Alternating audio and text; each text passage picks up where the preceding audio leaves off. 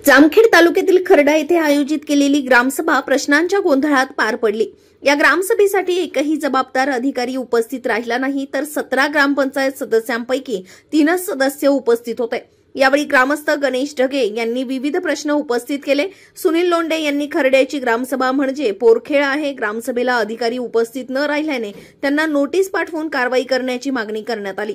तर संतोष डोके यांनी ग्रामपंचायत सदस्यच उपस्थित राहत नसल्याबद्दल नाराजी व्यक्त केली। यावेळी ग्रामसभेत मोठा गोंधळ उडाला होता। त्यावेळी नागरिकांनी व पोलिसांनी मध्यस्थी करून वाद मिटवला। यावेळी ग्रामस्थांनी अनेक प्रश्नांचा भडीमार केला। एकंदरीतच पाणी प्रश्न, स्वच्छता, वीज मंडळाचा भोंगळ कारभार अशा अनेक प्रश्नांनी खर्डाची विशेष ग्रामसभा गाजली। यावेळी सरपंच संजीवनी पाटील, ग्रामपंचायत सदस्य मदन पाटील, महालिंग कोरे, सुनील साळुंखे, सुग्रीव भोसले, रतिलाल डोके, गोटू कांबळे, मोहन सकट, परमेश्वर सूळ, बबलू सुरवसे, रोहित भंडारी, धनु साबळे, विकास शिंदे, सचिन सुरवसे, किरण जाधव, राजू सय्यद, आसाराम गोपाळ घरे, वीर धवल भोसले, भैया मदने, बंटी सकट यांच्यासह ग्रामस्थ उपस्थित होते। जनता आवाज न्यूज साठी प्रतिनिधी दत्तराज पवार, खर्डा।